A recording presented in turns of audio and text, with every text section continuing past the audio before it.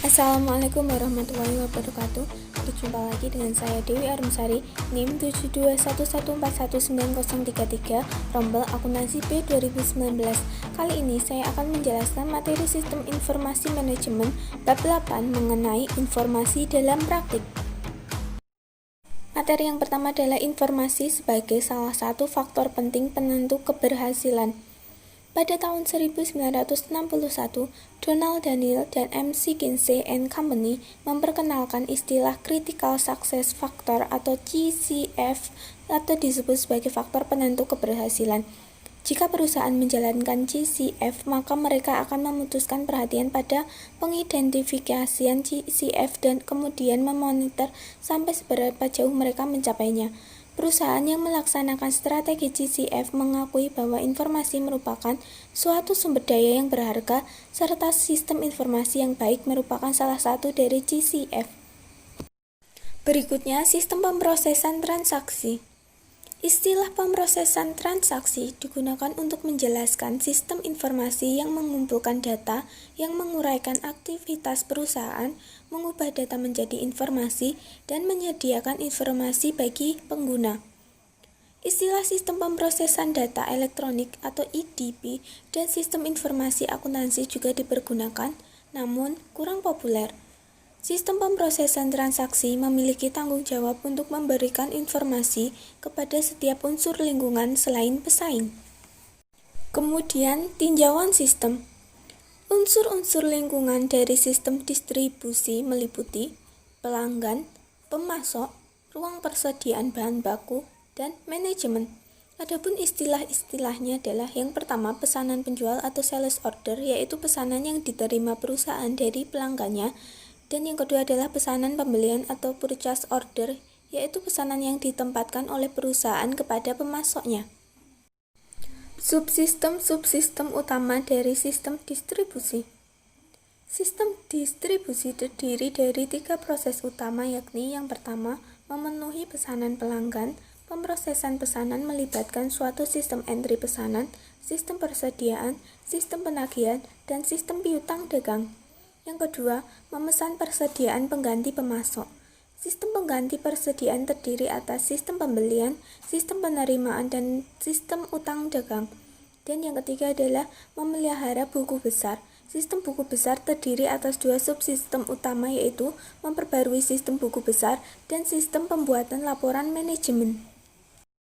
Sistem informasi organisasi. Area-area bisnis perusahaan keuangan, sumber daya manusia, layanan informasi, manufaktur, dan pemasaran menggunakan basis data yang diproduksi oleh sistem pemrosesan transaksi, ditambah data dari sumber-sumber yang lain untuk menghasilkan informasi yang digunakan oleh para manajer dalam mengambil suatu keputusan dan memecahkan masalah. Jenis sistem informasi lainnya yang telah diimplementasikan di banyak perusahaan yaitu sistem informasi eksekutif atau EIS, ditunjukkan untuk tingkat organisasi daripada area bisnis. EIS digunakan oleh para manajer di tingkat organisasi yang lebih tinggi. Sistem informasi pemasaran. Sistem informasi pemasaran memberikan informasi yang berhubungan dengan aktivitas pemasaran perusahaan, terdiri dari yang pertama, subsistem output. Setiap subsistem output memberikan informasi mengenai unsur-unsur penting di dalam bauran pemasaran. Subsistem output terdiri atas 5, yaitu subsistem produk, subsistem lokasi, subsistem promosi, subsistem harga, dan subsistem bauran terintegrasi. Bagian dari sistem informasi pemasaran yang kedua adalah basis data.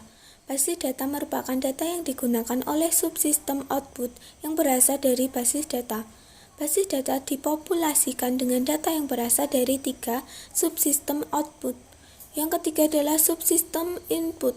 Sistem pemrosesan transaksi mengumpulkan data dari sumber-sumber internal dan lingkungan lalu dimasukkan ke dalam basis data. Kemudian, sistem informasi sumber daya manusia. Sistem informasi sumber daya manusia memberikan informasi kepada seluruh manajer perusahaan yang berkaitan dengan sumber daya manusia perusahaan. Lalu, sistem informasi manufaktur. Sistem informasi manufaktur memberikan informasi kepada seluruh manajer perusahaan yang berkaitan dengan operasi manufaktur perusahaan. Berikutnya, sistem informasi keuangan. Sistem informasi keuangan memberikan informasi kepada seluruh manajer perusahaan yang berkaitan dengan aktivitas keuangan suatu perusahaan. Lalu, sistem informasi eksekutif. Sistem informasi eksekutif biasanya terdiri atas stasiun-stasiun kerja eksekutif yang terhubung melalui jaringan ke komputer pusat. Manajemen hubungan pelanggan. Manajemen hubungan pelanggan atau Customer Relationship Management atau CRM adalah manajemen hubungan antara perusahaan dengan pelanggan untuk menghasilkan nilai maksimum baik di pihak perusahaan maupun di pihak pelanggan. Berikutnya adalah data warehouse.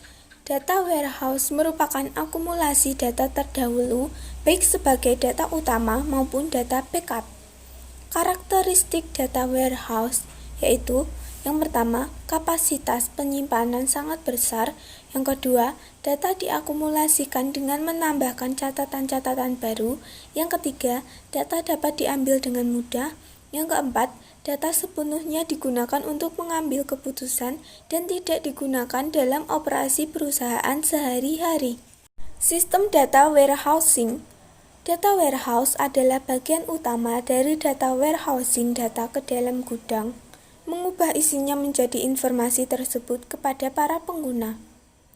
Adapun sumber data yang utama adalah sistem pemrosesan transaksi, namun tambahan data dapat diperoleh dari sumber-sumber lain, baik itu internal maupun lingkungan. Bagaimana data disimpan dalam tempat penyimpanan data warehouse? Dalam suatu basis data, seluruh data mengenai subjek tertentu disimpan bersama dalam suatu lokasi yang biasanya berbentuk sebuah tabel. Tabel-tabel ini terdiri dari yang pertama, tabel dimensi, merupakan pengidentifikasian dan deskriptif data yang akan disimpan. Yang kedua, tabel fakta, merupakan data yang berisi ukuran-ukuran kuantitatif sebuah entitas, objek, atau aktivitas. Yang ketiga, paket informasi, merupakan penggabungan dua tabel tersebut yang akan digunakan untuk menganalisis suatu aktivitas tertentu.